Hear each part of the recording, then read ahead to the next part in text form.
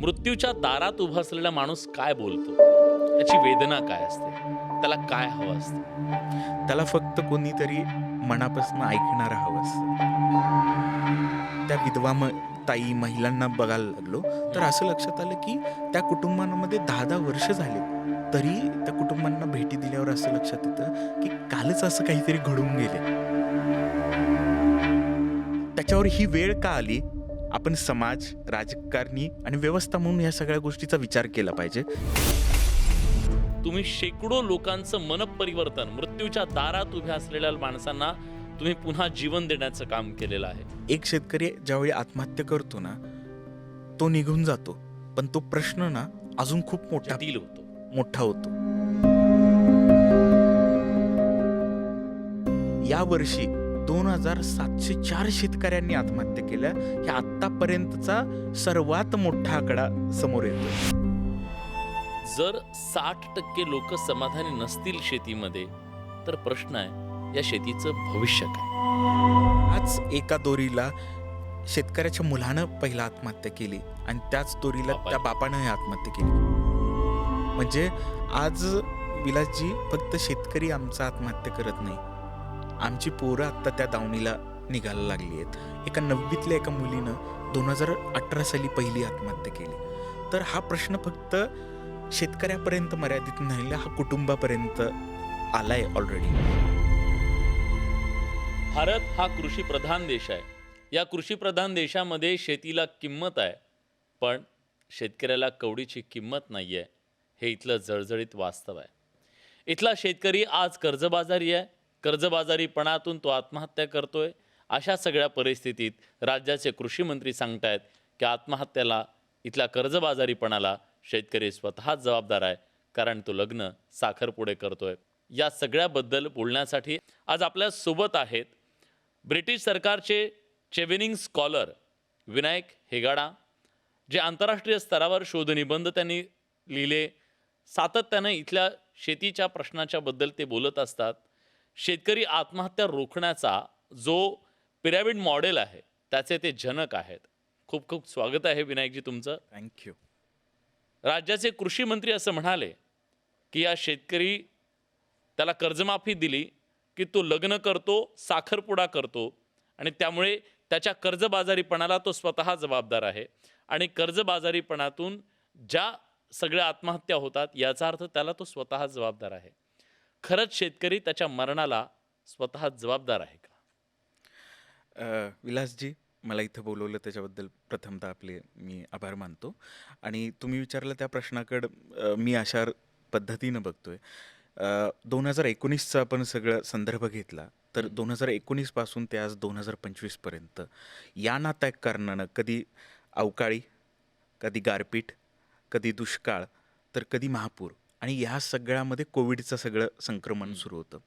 तर शेतकरी इतका या सगळ्या परिस्थितीमध्ये पेचला गेला, त्याचं शोषण झालं आणि ज्यावेळी चांगलं पीक हातातोंडाला येतं त्यावेळी त्याचा दर पडला जातो आणि त्याच्यातनं त्याचं सोयाबीनचं आपण सगळ्या मागच्या 2 वर्षामध्ये सगळ्या गोष्टी बघितल्या. याच्यातून जर त्याचं शेतीतून उत्पन्न शाश्वत पद्धतीने येतच नसेल आणि ते नैसर्गिकदृष्ट्या, राजकीयदृष्ट्या, व्यवस्थेच्या दृष्ट्या सगळीकडून बाजूनं खरा अभिमन्यू कोण आहे याचा? तो शेतकरी आहे. तर अशा सगळ्या पद्धतीनं तो घेरला जात असेल आणि मग त्याच्या मुलांचं शिक्षण, त्याचं आरोग्य आणि लग्नांचं, मुलींच्या लग्नांचं विशेषतः हे जे सगळं प्रकरण सुरू आहे याच्यामध्ये ह्या गोष्टी वाढतच राहणार आहेत आणि वाढत आहेत. त्यावेळी तो शेतकरी ज्यावेळी सावकारीकडून कर्ज घेतो किंवा त्याला शासकीय पातळीवर जे 50,000 रुपयांचं कर्ज मिळालं जातं 0% व्याजावर, तर हे परतफेड पण करू शकत नाही अशी आजची ग्रामीण भागातली परिस्थिती आहे. तर तो शेतकरी खराच लग्न करतोय का कर्ज काढून? तर करतोय. पण त्याच्यावर ही वेळ का आली?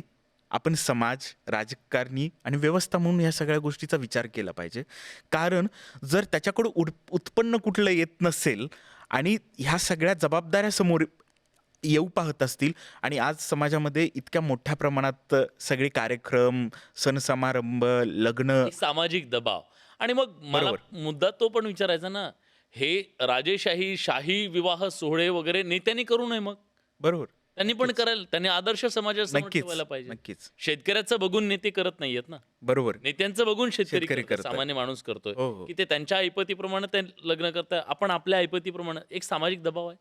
100% सामाजिक दबाव आहे आणि हा सामाजिक दबावाला शेतकरी आत्ता काही त्याच्या तोंडी पडला जातोय किंवा त्याला बळी पडला जातोय असं नाहीये. तर मागच्या 20 वर्षापासून तो बळी पडला जातोय. मराठवाड्यामध्ये साधारण एका मुलाचं किंवा मुलीचं लग्न करायचं असेल तर साधारण 10 लाखापेक्षा जास्त खर्चची रक्कम आहे. तर काही शेतकरी कर्ज न काढता त्यांच्या एक एकरी जमिनी विकायला काढतात. तर अशा पद्धतीची पिळवणूक गावांमध्ये सुरू आहे. पण मला असं लक्षात येतं, की जो आर्थिक स्तर गावातला जो आहे, मागच्या 5 ते 7 वर्षामध्ये हा मायक्रो इकॉनॉमी जी गावाची आहे, सर्क्युलर इकॉनॉमी जी आहे, फिरता व्यवहार जो आहे, तो पूर्ण Collapse. थांबलेला आहे, कोलॅप्स झालेला आहे. हां. आणि याच्याकडं आपण व्यवस्था म्हणून कुणाचंच लक्ष नाही आहे. ना त्याच्यामध्ये आपली कुठली पॉलिसी आहे, ना त्याच्यामध्ये धोरण आपण कुठलं आखतोय, राबवतोय. आणि याचा मोठ्या प्रमाणात शेतकऱ्याच्या आर्थिक स्तरावर आणि तो पुढच्या 2 ते 2.5 वर्षाच्या निमित्तानं त्याच्या मानसिक स्तरावर मोठ्या प्रमाणात आघात करतो. आत्ता मागच्या 5 वर्षाचा जर आराखडा आपण बघितला, तर सगळ्यांमध्ये यावर्षी 2,704 शेतकऱ्यांनी आत्महत्या केल्या. हे आत्तापर्यंतचा सर्वात मोठा आकडा समोर येतोय. पण मग पुन्हा जे सांगितलं, जी थेअरी मांडली जाते ना, हां. ती थेअरी हीच आहे ना, की त्यांचं म्हणणं आहे, की या सगळ्या आर्थिक त्याच्या जे संकट आहेत, त्याची जी अडचण आहे, त्याचं कर्जबाजारीपणा, आत्महत्या आहे, त्याला केवळ एकमेव लग्न आणि साखरपुडे जबाबदार आहे? एकूण 17 कारणं आहेत.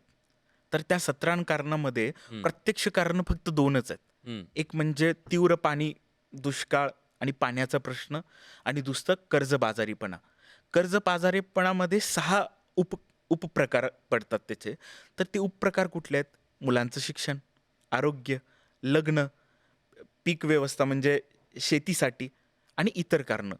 तर या सगळी अप्रत्यक्ष कारणं जी आहेत ती जवळपास 15 कारणं आहेत. ज्याच्यामध्ये तुमच्या माझ्या आयुष्यामध्ये सामान्य व्यक्तीच्या आयुष्यामध्ये जे प्रश्न असतात ते शेतकऱ्याचे आहेत, वेगळी कुठली नाही आहेत.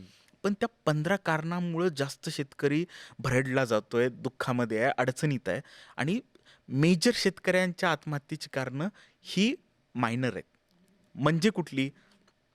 मुलांचं शिक्षण, आरोग्य, त्यांची शासकीय एकूण म्हणजे शेतजमिनीला रस्ता मिळणं, पाणंद रस्ता हा मराठवाड्यातला आज एकदम ज्वलंत असा प्रश्न आहे. कारण असे कित्येक शेतकरी आहेत आणि कुटुंब आहेत की ज्यांना उगवलेलं शेतीचं पीक हे बाहेर शेताच्या घेऊन जाण्याला पण रस्ता आज नाहीये. आणि अशा छोट्या छोट्या बाबी आहेत ज्याच्यातून शेतकरी भरडला जातोय. त्याच्याकडं व्यवस्था म्हणून आपण कुठंतरी कमी पडतोय, शासन प्रशासन म्हणून आपण कुठंतरी मागं पडतोय. तर या सगळ्या गोष्टीचा एक ॲम्पल इफेक्ट जो एकत्रित त्याच्यावर पडणारा पडसाद आहे किंवा इम्पॅक्ट आहे तो या निमित्तानं दिसतोय. तो त्रस्त असणारा शेतकरी याच्यासाठी आपल्याकडे कुठलीच पॉलिसी नाही आहे, पॉलिसी धोरण नाहीये, नाहीये. पण काम जरूर आहे आणि ते काम तुमच्या माध्यमातून सुरू आहे. प्रयत्न मला महाराष्ट्राला हे सांगायचं, ठीक आहे प्रयत्न म्हणून, पण ते प्रयत्न किती मोठे आहेत हेही महाराष्ट्राला मला सांगू द्या. आज महाराष्ट्रामध्ये ज्या शेकडोनी हजारोनी आत्महत्या होत आहेत, त्यातल्या शेकडो आत्महत्या आज यांनी रोखल्या. कशा रोखल्या हे मला जाणून घ्यायचं आहे तुमच्याकडून.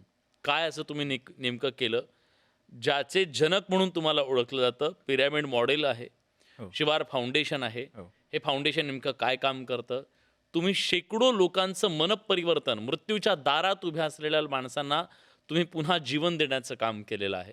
तुम्ही लोकांना कसं परावृत्त करता आत्महत्येपासून? काय केलं तुम्ही? सुरुवातीचं जेव्हा काम सगळं सुरू झालं त्यावेळी असं लक्षात येत होतं की शेतकरी ज्यावेळी अडचणीत असतो, आत्महत्येच्या विचारापर्यंत जाऊ पाहतो, त्यावेळी वाचवणारी कोणतीही व्यवस्था नाही. मग मी गावागावामध्ये जाऊन शेतकऱ्यांचीच मुलं, वेगवेगळ्या कॉलेजेसमध्ये जाऊन NSSच्या माध्यमातून मुलं एकत्र करायचो आणि गावांमध्ये जाऊन आम्ही अवेअरनेस प्रोग्राम घ्यायचो बरं. की आत्महत्या न करता काय उपाय आहेत, काय केलं पाहिजे.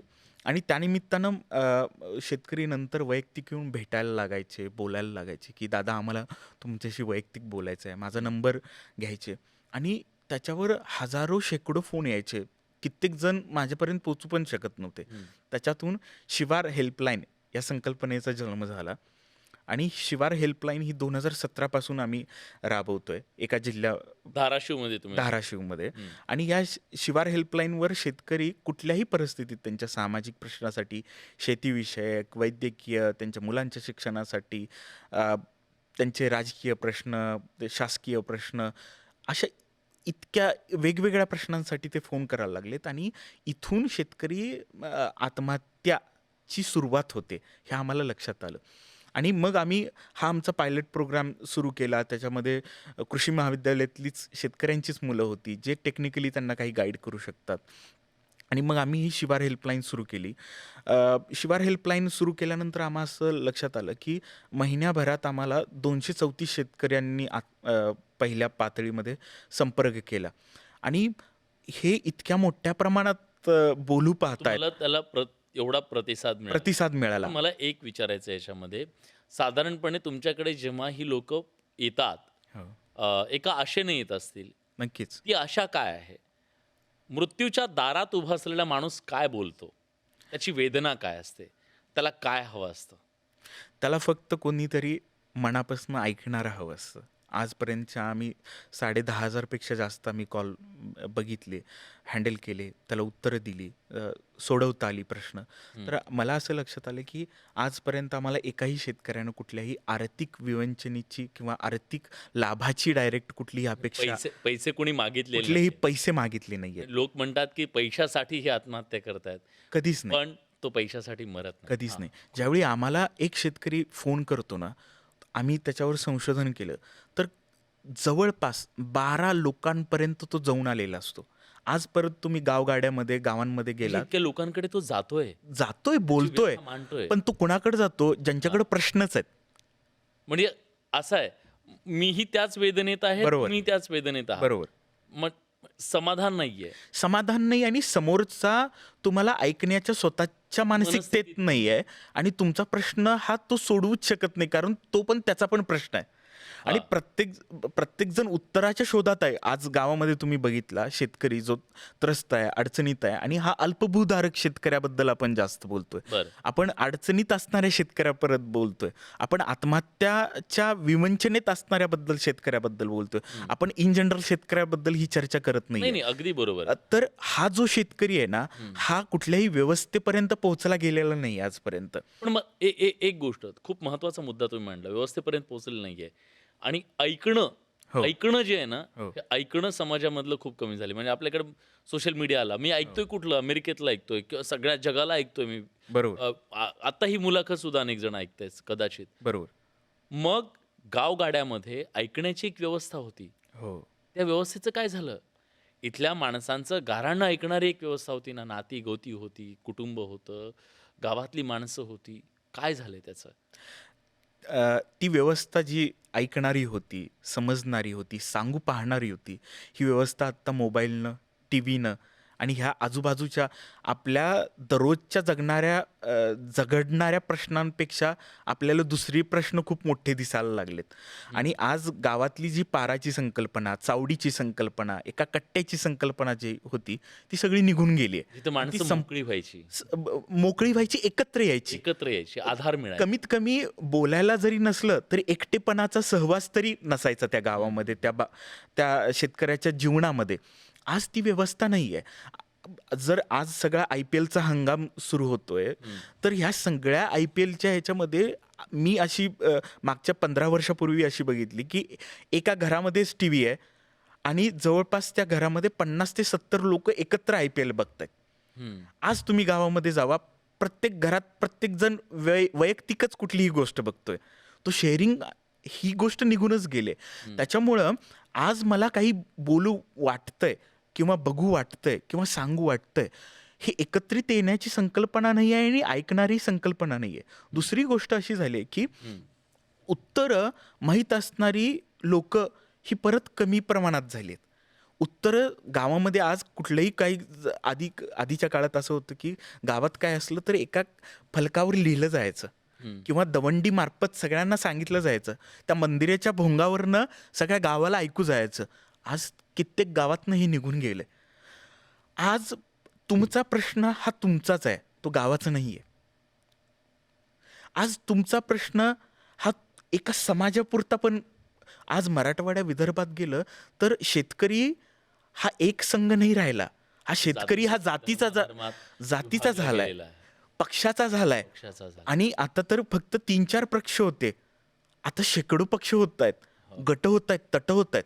त्यामुळं एकसंध जे व्यवस्था म्हणून माणूस म्हणून जो होता तो फुटला गेलाय. आणि हे फुटलेपणच मला वाटतं राजकीय व्यवस्थेच्या पथ्यावर पडलेलं आहे. ज्या दिवशी शेतकरी नेहमी शेतकरी नेते सगळे म्हणतात शेतकरी म्हणून सगळेजण एकत्र आले तर कदाचित इथल्या व्यवस्थेला त्याच्या ह्या दुःखाची वेदनेची दखल घ्यावी लागेल. पण मी असं ऐकलंय तुमच्याशी बोलताना मला ते जाणवलं, आत्महत्या करणारा शेतकरी कोण आहे हे असं अचानक घडत नसतं. गावाला माहीत असतं हो. कोण संकटात आहे, आत्महत्या कोण करू शकतो हे कळत असतं. हे खरं आहे? नक्कीच, नक्कीच. आम्हाला आत्तापर्यंतच्या ह्या सगळ्या ह्याच्यामध्ये मी प्रकर्षानं हे जाणवलं. आणि मागच्या 1 वर्षापूर्वी माननीय केंद्रे साहेब विभागीय आयुक्त संभाजीनगरचे होते. तर त्या दरम्यान 7 जिल्ह्यांमध्ये 1,05,754 शेतकरी असे आम्हाला निवडता आले जे त्रस्त शेतकरी आहेत. ते उद्या जाऊन आत्महत्येच्या वाटेवर जाऊ शकतात. मुद्दा असा आहे की प्रत्येक गावात कोण अडचणीत आहे, कुठल्या प्रश्नासाठी आहे, कुणाच्या घरात काय संकट सुरू आहेत हे सगळ्यांना माहीत असतं.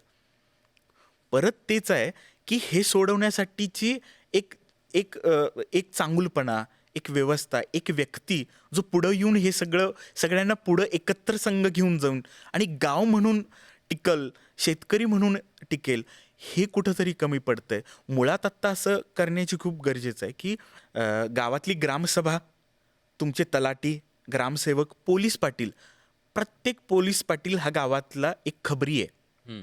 त्याला गावामध्ये गुन्हा घडायच्या आधी माहीत असतो की काय गुन्हा घडू शकतो. कुठलीही दंगल घडायच्या आधी गावातली दंगल ही पोलीस पाटलाला माहीत असते. ही आपली गावाची जी व्यवस्था व्यवस्था आहे, आहे. ही व्यवस्था जर सक्षम झाली तर विलासजी, मी इतकं तुम्हाला जबाबदारीने सांगू शकतो, या महाराष्ट्राच्या मातीत एकही शेतकरी कुठल्याही अडचणीत आणि आत्महत्या करू शकणार नाही. पण जर ही व्यवस्था ह्या पद्धतीने विखुरली गेली तर प्रत्येक घटकाला ह्या आत्महत्येच्या उंबरट्यावर आपण पुढं जातोय. आज जागतिक पातळीवर जे काही सगळे गोष्टी घडत आहेत याचा पुढच्या 5 वर्षावर शेतकऱ्याच्या बांधावर होणारा जो काही परिणाम आहे तो खूप मोठ्या प्रमाणात आहे. तर त्या अनुषंगानं आपण परत शासन व्यवस्था म्हणून मला तर असं वाटतं की हे वेगळा एक गट, कृती आराखडा किंवा अभ्यास गट नेमला पाहिजे की जागतिक स्तरावर होणाऱ्या घटकांचा माझ्या शेतकऱ्याच्या बांधावर होणारा परिणाम कशा पद्धतीनं आपण रोखू शकतो. पण ह्याच आत्महत्या रोखण्याच्या संदर्भात तुम्ही एक मॉडेल उभं केलं, हो. पिरॅमिड मॉडेल असं तुम्ही म्हणताय. कशा प्रकारे तुम्ही याच्यात काम करता? पिरॅमिड मॉडेलचे 3 मुद्दे आहेत. एक म्हणजे प्रिव्हेन्शन, सेकंड रिहॅबिटेशन आणि थर्ड आहे तिसरं आहे सस्टेनेबिलिटी. प्रिव्हेन्शन म्हणजे आत्महत्या होऊच नये याच्यासाठी काय उपाययोजना आहेत, तर ते आहे शिवार हेल्पलाईन. आम्ही शिवार हेल्पलाईन ज्यावेळी सुरू केली ते आजपर्यंत आम्हाला आत्महत्या करण्याच्या वाटेवर असणाऱ्या शेतकऱ्यांनी जास्त करून फोन केलेले आहेत. कोणत्या माहिती विचारण्यासाठी, त्यांचे प्रश्न आहेत ते सोडवण्यासाठी काय केलं पाहिजे याच्यासाठी फोन केलेले आहेत. मुलांच्या शिक्षणासाठी मोठ्या प्रमाणात फोन आलेले आहेत. आरोग्यासाठी मोठ्या प्रमाणात फोन केलेले आहेत. कारण का परत ग्रामीण भागामध्ये कॅन्सरचं प्रमाण हे मोठ्या प्रमाणात वाढलेलं दिसून येतं आहे. आणि त्याच्यामध्ये कुठल्याही शेतकऱ्याचं सेविंग आणि आपल्या ज्या काही योजना आहेत त्या तुटपुंज आहेत या सगळ्या आरोग्याच्या प्रश्नांपुढं. तर हे सोडवण्यासाठी शेतकरी शेती विकतोय, कर्ज काढतोय आणि त्याच्यातनं कर्जबाजारीपणाकडं जाण्याचं मोठं प्रमाण आज ग्रामीण भागातलं आरोग्याचे प्रश्न आहेत. तर हे प्रश्न असताना पूर्ण भारतामध्ये आज 33 लाख सामाजिक संस्था आहेत. फक्त महाराष्ट्रामध्ये 5 लाखपेक्षा जास्त सामाजिक संस्था आहेत. राज्य सरकार आणि केंद्र सरकारच्या मिळून 198 पेक्षा जास्त योजना शेतकऱ्यांच्यासाठी आहेत. भारतातल्या आणि महाराष्ट्रातल्या हजारो लोक एकमेकांच्यासाठी मदत करायला तयार आहेत. आपण नाम फाउंडेशनच्या निमित्तानं करोडोनं मदत करणारी लोक बघितली आपण. तर शासन व्यवस्था आहे, सामाजिक संस्थांची व्यवस्था आहे आणि वैयक्तिक पातळीवर मदत करणारी माणसं आहेत. ह्या तिन्ही व्यवस्था असताना सुद्धा प्रश्न एकीकडे आहे, उत्तर एकीकडे आहे. आणि जो शेतकरी आत्महत्या करू पाहतोय, अडचणीत आहे, जो नागावला गेलाय ह्या सगळ्या व्यवस्थेनं, त्याला कुठं उत्तर आहे हे माहीतच नाहीये. आणि पण हे तुम्ही एक उत्तर देण्याचा प्रयत्न केलाय. तर तो हा दुवा म्हणजे शिवार हेल्पलाईन आहे. हम्म. ज्यावेळी एक शेतकरी आम्हाला फोन करतो त्यावेळी आम्ही त्याचं समुपदेशन करतो. समुपदेशन म्हणजे हे तांत्रिक समुपदेशन नाही, त्याचं पूर्ण ऐकून घेणं आणि ठीक त्याचा आहे, पण पण मी काय म्हणतो, तुम्ही ऐकलं, हो तुम्ही ऐकून घेतलं, हो आत्तापुरतं त्याचं समाधान झालं. हो उद्या त्याच्या जगण्याचे प्रश्न उद्या पुन्हा त्याच्या समोर आहेत. बरोबर. आजचं जे मोटिवेशन आहे तो उद्या त्या प्रश्नाला सामोरं जात असताना त्याचं उत्तर काय आहे, तर त्याच्यात त्याच्या प्रश्नावरचं उत्तर काय, कारण त्याचे प्रश्न सुटलेले नाही आहेत. नाही, त्याच्यासाठी आम्ही काय करतो सर, मी ते पूर्ण करतो की ज्यावेळी आम्हाला फोन येतो त्याचं प्राथमिक समुपदेशन म्हणजे आम्ही त्याचं सगळं ऐकून घेतो.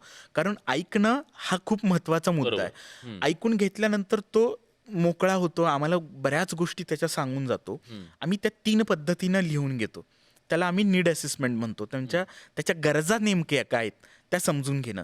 आणि त्याला 2 पद्धतीनं आम्ही म्हणतो की सामाजिक स्तरावर आणि मानसिक स्तरावर त्याच्या गरजा काय आहेत बरं. आणि त्याची तीव्रता कुठली आहे, सौम्य आहे, अति जास्त आहे की कमी आहे. आणि याच्या मुद्द्यावर आम्ही त्याला समजून घेतो की याचं आत्महत्येकडे जाण्याचा कल किती प्रमाणात आहे. आणि त्याच्यानुसार आमचं एक प्रोटोकॉल ठरलेलं आहे की ह्याला कसं मदत करायचं, ह्यांना कसं याच्यातून बाहेर काढायचं. आणि मग जर हा सौम्य असेल तर याच्यासाठी काय करायचं, पुढच्या 24 तासामध्ये त्याची कौटुंबिक भेट घेऊन त्याचे प्रश्न समजून घेणं आणि त्याला तात्काळमध्ये काय मदत करता येईल. मग ती पैशाच्या स्वरूपात नाही, ते उत्तराच्या स्वरूपामध्ये. आणि इतर काय त्याचे उत्तर असू शकतात किंवा त्याला मदतीचे स्वरूप असतात, त्याची तोंड ओळख करून देणं आणि त्याला स्वतःला त्याच्या पायावर उभं करणं. की आज पर्याय काय? तर पर्याय हा आहे की शिवार एकात्मिक शेती पद्धत आम्ही एक उभी केलेली आहे. 1 एकर जरी शेती असेल, 2.5 एकर जरी तुमच्याकडे शेती असेल, तरी तुम्हाला वर्षाकाठी 2.5 ते 3 लाख रुपये कसे मिळाले पाहिजेत, कसे मिळतील, हे आपल्याला शेतकऱ्यापर्यंत सांगणं. दुसरी गोष्ट, समजा माझं कर्ज आहे, 1.5 लाख रुपये माझं कर्ज आहे. माझ्याकडं आज अशी व्यवस्था आहे की मी कर्ज घेऊ पण शकत नाही आणि माझ्याकडे ती शेती करण्यासाठी काही पैसेही नाही आहेत. म्हणजे कित्येक असे शेतकरी आहेत की ज्यांच्याकडे पाणी आहे, त्यांच्याकडे खतं बियाणं घेण्याची पण परिस्थिती नाही आहे. तर आम्ही त्यांना भांडवलच नाहीये त्यांच्याकडे. भांडवलच नाही आहे आणि त्यांना मदत करणारी कुठलंच कोण त्यांच्यासोबत नाही आहे. तर अशा व्यवस्थेमध्ये आम्ही काय करतो की ह्या लोकांना आम्ही खतं बियाणं पुरवून देतो. मी एक कृषी पदवीधर आहे, या नात्यानं मला शेतीचं जे काय समजतं कळतं, त्या अनुषंगानं आम्ही पूर्ण आराखडा त्यांना करून देतो. आणि त्या आराखड्यातनं तो स्वतःच्या पायावर पुढच्या 2.5 ते 3 महिन्यामध्ये, 6 महिन्यामध्ये तो 1.5-2 लाख रुपये कसे मिळवेल आणि त्याची विक्रीची व्यवस्था पण आमच्या स्तरावर आम्ही करून देतो. तर हा त्याला एक सपोर्ट किंवा त्याला एक आपण स्वतःच्या शेतीमधून आपलं स्वतःचं कर्ज भागवू शकतो किंवा मी माझ्या प्रश्नातनं बाहेर पडू एक शकतो. मार्ग दिला तुम्ही त्याच्यासाठी, मार्ग आणि त्याला एक कॉन्फिडन्स, आत्मविश्वास पण. आत्मविश्वास पण त्याला. एक मी तुमच्याबद्दल ते वाचलं की तुम्ही महिलांच्या सक्षमीकरणासाठी उस्मानाबादी शेळीच्या दुधापासून त्याचं ते वेगवेगळी सौंदर्य प्रसाधनं बनवण्याच्या संदर्भातलं सुद्धा एक प्रयोग केलेला. तो प्रयोग काय नेमका? त्याच्यातला तो पिरॅमिड मॉडेलचा हा दुसरा मुद्दा आहे की रिहॅबिटेशन म्हणजे पुनर्वसन. ते पुनर्वसन इतकं शाश्वत असलं पाहिजे की दररोज 1 रुपया कसा मिळवला पाहिजे हे त्या कुटुंबांना कळलं पाहिजे. आम्ही ज्यावेळी आत्महत्या झालेल्या कुटुंबांना भेटी द्यायला लागलो, त्या विधवा ताई महिलांना बघायला लागलो, तर असं लक्षात आलं की त्या कुटुंबांमध्ये 10-10 वर्ष झालेत आत्महत्या घडून झाले, 1 वर्ष झाले, 5 वर्ष झालेत. तरी त्या कुटुंबांना भेटी दिल्यावर असं लक्षात येतं की कालच असं काहीतरी घडून गेले. तर तो इम्पॅक्ट इतका मोठा असतो की त्यांना त्या भरतच नाही भरतच नाही. मग ती आर्थिकदृष्ट्याही आणि मानसिकदृष्ट्याही. तर त्यांना शाश्वत पद्धतीनं पुढं कसं देता येईल, कारण शासन स्तरावर 1,00,000 रुपयाची मदत केली जाते. त्याच्यातनं तात्काळ त्यांना 30,000 रुपये मदत केली जाते आणि 70,000 रुपये बँकेमध्ये FD केली जाते. तर त्याच्यातनं प्रश्न सुटत नाही. तो प्रश्न अजून मेल्यानंतर सुद्धा प्रश्न सुटत नाही. किती दुर्दैव बघा. म्हणजे तो शेतकरी शेवटी का मरतो? तर त्याला वाटतं, की बाबा माझ्यापुरता प्रश्न सुटेल आणि मी मेल्यानंतर माझ्या मागच्यांना काहीतरी बरोबर त्यांची सुटका होईल ह्या होय, होय. सगळ्यातनं. पण एक शेतकरी ज्यावेळी आत्महत्या करतो ना, तो निघून जातो. पण तो प्रश्न ना अजून खूप जटिल होतो. मोठा होतो. आणि हे घडल्यानंतर मग मी पूर्ण मराठवाड्याचा अभ्यास केला. पूर्ण भारतभर ज्यावेळी मी बघितलं की अशा कठीण अ, जे भूभाग आहेत किंवा जागा आहेत, जिल्हे आहेत, या भागामध्ये नाविन्यपूर्ण हे प्रश्न कसे सोडवले जातात किंवा त्यांच्या लाईव्हलीहूडचा, त्यांच्या खाण्यापिण्याचा दररोजचा कसा प्रश्न सोडवला जातो. तर मला त्याच्यातनं असं उत्तर मिळालं की त्या जिल्ह्याच्या, त्या भागातलं जे काही वैशिष्ट्य आहेत त्याच्यावर खूप काम केलं गेलं आहे. तर मी ज्यावेळी धाराशिवमध्ये आलो त्यावेळी उस्मानाबादी शेळी ही माझ्या नजरेस आली. त्याच्यावर 3.5 वर्ष पूर्ण संशोधन केलं. एक शेळी ज्यावेळी पाळली जाते ती फक्त शेळी पालन म्हणूनच केलं जातं. त्याचं दूध कुठल्याही प्रकारचं वापरलं जात नव्हतं. तर त्या शेळीच्या दुधाच्या रूपानं एक शाश्वत पद्धतीनं नवीन शेतकऱ्यांना कसं करता येईल, त्याच्यामध्ये मग आम्ही पहिल्या टप्प्यामध्ये आत्महत्या झालेल्या कुटुंबातल्या ज्या महिला आहेत त्या कुटुंबाच्यासाठीच हा प्रयोग केला आणि त्याच्यातनं मग आम्ही आता शासन स्तरावर तो पूर्ण महाराष्ट्रभर राबवला जावा याच्यासाठी काही प्रयत्न करतो. आणि जागतिक स्तरावर जर म्हणाल तर जर युनायटेड किंगडम म्हणजे ब्रिटिश भागाचं जर आपण आणि युरोप देशांचं जर 28 देशांचं आपण गोष्ट बघितली तर ज्या देशामध्ये आजपर्यंत शेतकरी कुठलीही चळवळ किंवा शेतकरी आंदोलन झालं नाही, ते मार्च 2024ला पहिलं तिथं आंदोलन झालं. म्हणजे आंदोलनं तिकडे सुद्धा आता सुरू झाली आहेत. पण आत्महत्या आहेत का तिकडे? तिथंही 2019 पासून शेतकऱ्यांच्या आत्महत्या सुरू झाल्यात. पूर्ण जगामध्ये 65 पेक्षा जास्त शेतकऱ्यांच्या आत्महत्या देशांमध्ये होतात. दुसरी गोष्ट, ज्या भागामध्ये बर्फ पडत नव्हता तिथं बर्फ पडायला लागलाय. जिथं कधीच बर्फ मोठ्या प्रमाणात पडून तिथं नुकसान होत होतं, तिथं बर्फाचं प्रमाण कमी झालंय. म्हणजे वातावरण आणि तापमान वाढ हे बाकीच्या देशांमध्ये वेगळ्या प्रमाणात आहे. तर हे सगळ्या जागतिक पातळीवर हेच सगळं कमी जास्त प्रमाणात परिणाम आपल्या इथं जसा आहे तसा जगभर जगभर होतोय. पण याचा आणखीन एक परिणाम असा दिसतो. एक रिपोर्ट नुकताच आला. त्याच्यात प्रश्न विचारण्यात आला की तुम्ही शेतकरी म्हणून शेती व्यवसायात समाधानी आहात का? 60% लोक म्हणाले नाही, 37% फक्त हो म्हणाले, 3% म्हणाले सांगू शकत नाहीये. जर 60% लोक समाधानी नसतील शेतीमध्ये, तर प्रश्न आहे या शेतीचं भविष्य काय? या शेतीचं भविष्य हे मला किंवा यातनं नैराश्य दिसतं का? नक्कीच भविष्य म्हणजे हे नैराश्याकडे झुकणारच तेच म्हणायचं. एकंदरीत दिसतं. आणि नैराश्य हे वेगवेगळ्या पर्स्पेक्टिव्हनं आहे. म्हणजे हे परत म्हणू आपण तसं राजकीय, शेती हा राजकीय प्रश्न नाही आहे. शेती हा एक सरकारचा प्रश्न आहे. पण ज्यावेळी आपण तिथं राजकीय मुद्दा येतो त्यावेळी हा मुद्दा त्याच्या वस्तुनिष्ठ प्रश्नांपासून भरडला जातो. दुसरी गोष्ट, शेतीचं भविष्य काही अर्थानं खूप प्रगल्भतेचं दिसतंय, खूप आशादायक दिसतंय. आणि दुसरीकडं जर या सगळ्या चळवळीतनं सगळ्या चांगल्या गोष्टी शासकीय स्तरावर असतील किंवा सामाजिक स्तरावर होत असतील, तरीही ज्यावेळी शेतकरी आत्महत्या करू पाहतोय, जसं आपण नांदेडचं एक उदाहरण मागच्या डिसेंबरमध्ये आपण बघितलं की त्याच एका दोरीला शेतकऱ्याच्या मुलानं पहिला आत्महत्या केली आणि त्याच दोरीला त्या बापानं आत्महत्या केली.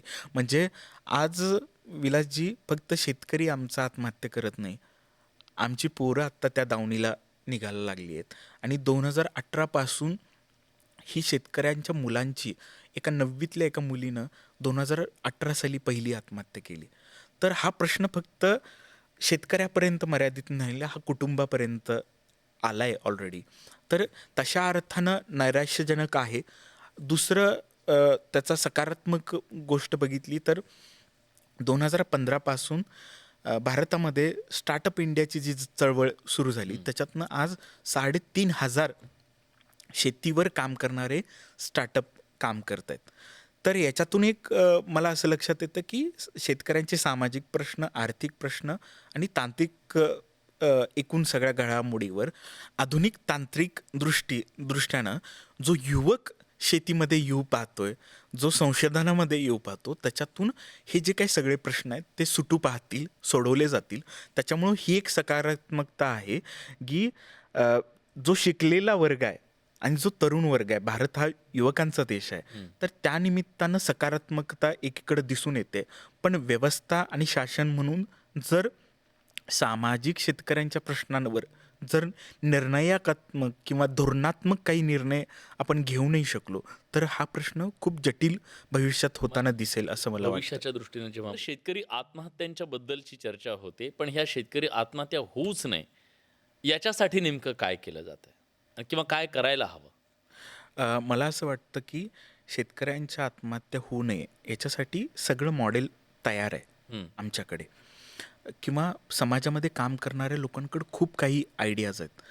या गोष्टी समोर घेऊन शासनानं त्यांचं ऐकून एक काहीतरी त्याचा परिपक्व काढला पाहिजे. एक समिती असेल किंवा एक काहीतरी धोरण ठरवून ते इम्प्लिमेंट झालं पाहिजे. दुसरी गोष्ट मला असं लक्षात येतं की आत्महत्या होऊच नये याच्यासाठी राबवणारी एक व्यवस्था, एक मॉडेल आपण शासन म्हणून काय करू शकतो.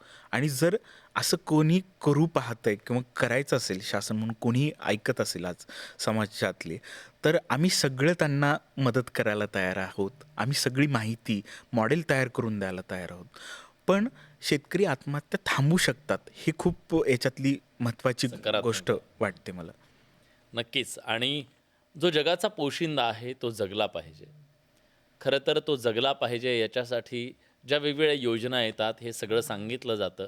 इथली राजकीय व्यवस्था जर उपकाराच्या भावनेत असेल आणि कितीही दिलं तरी मरतात साले असं म्हणणारी असेल ना, तर शेतकरी जगू नाही शकणार. ती संवेदना आज राजकीय व्यवस्थेतून झिरपायला हवी. ऐकणारा तो कान इथं निर्माण व्हायला हवा, तर शेतकरी जगेल मित्र. खूप खूप धन्यवाद तुम्ही न्यूज 18 लोकमतशी बोललात त्याबद्दल. धन्यवाद. पुन्हा भेटू नव्या पाहुण्यांसह. तुर्तास धन्यवाद.